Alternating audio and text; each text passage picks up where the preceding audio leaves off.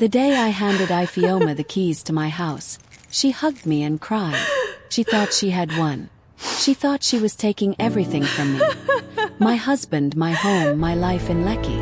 She held those keys to her chest like they were a trophy, and she looked at me with pity in her eyes. Pity? For me? I'm so sorry it ended like this, Adiz, she whispered. But maybe it's better this way. Maybe you can finally start over. I smiled at her. A small, quiet smile. Because what she didn't know was this. I never truly left. My name is Adiz. It means the king's daughter. My mother gave me that name on a rainy morning in Suralere, in a small flat where the generator never worked and the roof leaked into a yellow bucket beside my bed. She used to say that a name is a prophecy. That one day, the world would treat me like what I was called. For most of my life, I did not believe her. I married Emeka when I was 26. He was charming in the way that dangerous men are charming. All teeth and promises and that low, warm voice that made you feel like you were the only woman in Lagos. We had nothing then. A one-room apartment in Yaba. A second-hand car that coughed black smoke. Dreams stacked higher than our bank account. Ifioma. Ifioma was my best friend before she was anything else. We met in secondary school. Two girls sharing one plate of jollof rice because neither of us could afford a full one. We grew up together. We cried together. When my father died, she slept on my floor for 2 weeks so I wouldn't be alone. I trusted her with my life. That was my first mistake. The business started small. Emeka had the charm, but I had the head for numbers. I had always been the quiet one, the one people underestimated. While he shook hands and laughed loudly at parties, I sat in the back of the room, watching, learning, calculating. It was my idea, the construction supply company. Cement, iron rods, building materials. Lagos was growing every single day, swallowing land, raising towers into the sky. I told Emeka, people will always need to build. We sell them what they build with. He laughed at first. Then he saw the money. I registered the company myself. I sat in that government office in Alausa for 9 hours, sweating through my blouse, signing papers while Emeka was too busy. I put the company in both our names, but I did the work. The contracts, the suppliers, the accounts. For 7 years I built that company with my own 2 hands. And nobody saw me do it. That is the thing about being a quiet woman in this world. People assume the loud man beside you did everything. They look at the husband in his fine agbada and they say, "Ah, this man is doing well." They never look at the wife counting the money in the dark. But that was fine. For a while it was fine. Change came slowly. The way rust comes to iron. First it was the late nights. Then the locked phone.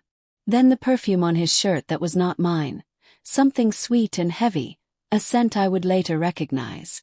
Then Ifioma started visiting more. I did not suspect her. Why would I? She was my sister in everything but blood. She would come to the house in Lekki, the big house I had paid for with the marble floors and the garden Emeka liked to show off, and she would laugh with us and eat my food and tell me how lucky I was. "You have everything, Adiz," she said one evening, sipping wine on my balcony as the Lagos lights came alive below us. A good man. Beautiful home. A successful business. I remember she was looking at Emeka when she said it. I should have seen it then. But what she didn't know was that I see everything. I just choose when to speak. The first time I knew for certain it was raining. I had traveled to Abuja for a supplier meeting, or so they thought. The meeting had been cancelled and I came home early. I drove through the flooded Lekki streets, the rain hammering on my windscreen, the wipers fighting and losing. I parked outside my own gate and saw a car I knew. Fioma's car. The lights in my bedroom were on. I sat there in the rain for a long time. The generator hummed somewhere behind the house. Water ran down my window like the whole sky was weeping for me. And I felt something inside me go very, very still. Not loudly. Not dramatically. Just still. I did not go inside that night. I drove to a hotel on the island, sat on the edge of the bed, and stared at the wall until morning. And somewhere in those long dark hours, the king's daughter woke up. You might be wondering, why didn't I confront them? Why didn't I scream, fight, throw their things into the street? If you were me, what would you have done? I'll tell you why I stayed silent. Because a screaming woman is easy to dismiss. A crying wife is just another sad story people forget. But a quiet woman who is watching, who is counting, who is planning, that woman is dangerous. So I went home the next morning and I smiled. I made Emeka his breakfast. I asked about his night.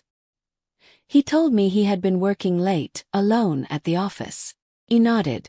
And inside I began to build something new. Not cement and iron rods this time. Trap. Over the next 3 months I did something no one noticed. I went back to that government office in Alausa. I pulled out every document from the company. The registration. The shareholding. The bank mandates. The property papers for the house in Lekki. And I read them the way only the woman who created them could read them. Here is what I found. Years ago, when we were young and trusting, I had registered the company in both our names. But as the founding director, I held 70% of the shares. Emeka held 30%. He never read the papers. He never cared about papers. He cared about looking rich, not being smart. The house in Lekki. It was bought with a loan secured against the company. And the company guarantor, the single person whose personal assets backed that loan, was me. My inheritance. The small piece of land my late father left me in Asaba, land I had quietly sold and reinvested. Every brick of that marble palace stood on my father's name.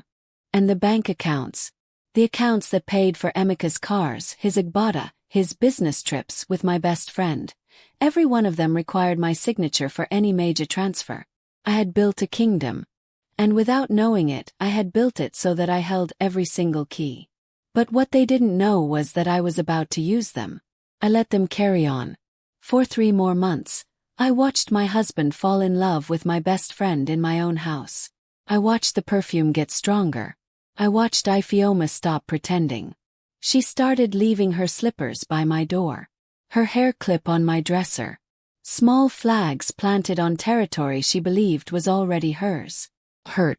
I won't lie to you and pretend it didn't. Some nights I lay awake beside a man who no longer touched me, and the pain was so heavy I could barely breathe. I had given them my best years. My loyalty. My silence.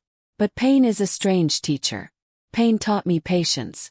And then, one Tuesday evening, Emeka sat me down at the dining table, the table I had paid for, and he said the words, "Adiz, I think we both know this marriage is over." I looked at him. I said nothing. "I've met someone," he continued, not even ashamed. "It just happened. These things happen. I think it's best if you move out. I'll be generous. I'll give you something to start again. 2 million naira. You can find a small place somewhere. 2 million naira. For 7 years of my life. For a company I built. For a house I owned. For a heart I gave him whole." I almost laughed. But I didn't. Instead I asked one question. Quietly. "Who is she?" He hesitated. Then the door opened. And Ifeoma walked in. She didn't even look surprised to see me there. She walked into my dining room with her chin high, sat down beside my husband and put her hand on his. "Adiz," she said softly with that pity in her eyes. "I never meant for this to happen. But love is love. We can't fight it." The silence in that room said everything. I looked at the two of them. The man I built a life with. The woman who shared my jollof rice when we had nothing. Sitting together, holding hands, waiting for me to break. And for the first time in months, I felt something other than pain. Felt calm. "You're right," I said. "We can't fight love." They blinked at me. They had expected screaming. Tears. Begging. "I'll go," I said. "I'll move out. You two should have the house." Ifeoma's eyes lit up. Emeka leaned back, relieved, already counting his freedom. "That's very mature of you, Adiz," he said. "I just have one request," I told them. "Let me leave properly. Give me 1 month. I'll sign whatever you want me to sign. I'll move out quietly. No drama. And the house, the business, it's all yours." Emeka practically beamed. "Of course," he said. 1 month. Whatever you need. I stood up, gathered my things. And as I walked to the door, Ifeoma followed me. She wanted to hug me. She wanted to feel like a good person while she took my entire life. She held those house keys I gave her against her chest. "I'm so sorry it ended like this," she whispered. "But maybe you can finally start over." I smiled at her. Because what she didn't know was this. I never truly left. Here is what they did not understand. I did not need to fight them for the house. I did not need to fight them for the company. I already owned them. Every paper they would ask me to sign in that month, I had already read. And not one of them transferred a single thing to Emeka. Because legally, there was nothing of mine to give him. It was already always mine. That month, I moved out of the Lekki house and into a serviced apartment on the island. Quiet one. With good light and a balcony where I could think. And I made 3 phone calls. The first was to my lawyer, a sharp, silent woman named Nkechi, whose name means what God has. She had been reviewing my documents for 2 months. She told me everything was in order. The second was to the bank. And the third was to the company's biggest client, a property developer named Chief Bassi, who had been doing business with us for 5 years. A man who, it turned out, only ever trusted the accounts because I personally signed off on every delivery. "Madam Adiz," he said warmly. "It's been long. How is your husband?" "Chief," I said. "We need to talk about the future of the company." 2 weeks after I moved out, Emeka tried to transfer 4 million naira from the company account. The transfer failed. He tried again. Failed. He called the bank shouting. The bank politely informed him that as a 30% minority shareholder, he did not have signing authority over major transactions. That authority belonged to the majority shareholder and founding director. Me. He didn't believe them. He drove to the bank in a rage. They showed him the documents, his own signature from 7 years ago agreeing to it all. The papers he never read. I am told he sat in that bank for an hour just staring. Then came the house. The loan repayment was due.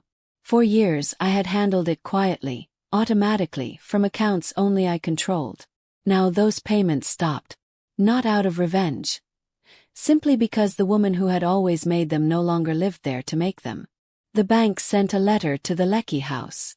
Fioma opened it. It informed the occupants that the property was secured against a defaulted corporate loan, personally guaranteed by Adiz, and that as the guarantor had relocated and the company was now under restructuring, the bank was beginning the process of recovery. In simple words, the house was never theirs to take. And the person whose name protected it had walked out the door, smiling, and handed them the keys. I wish I could tell you they came to me on their knees that same week. But Emeka was a proud man. Pride dies slowly. First he tried lawyers. They told him the truth. The documents were airtight. I had built the company correctly, fairly, legally, and I had simply stopped propping up a man who betrayed me. Then he tried Chief Bassi. He went to beg for the contracts to continue. But Chief Bassi had already signed a new agreement. With a new company. A construction supply company freshly registered by a sharp, quiet woman who knew the business better than anyone in Lagos. My company. The clients followed me because the clients had always trusted me. They just never said it out loud. That is the thing about being underestimated. When you finally move, no one sees it coming. The day Emeka came to my apartment, it was raining again.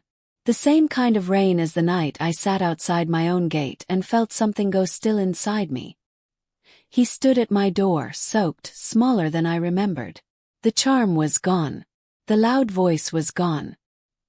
He looked like the young man from Yaba again, but without the dreams. "Adiz," he said. "Please." I let him stand in the doorway. "The company is finished," he said. "The clients are gone. The house, they're taking the house. Fioma." His voice cracked. "Fioma left 2 days ago. She said there was nothing left for her here." Course she did. Fioma never loved Emeka. She loved the house, cars, the status, the life I built.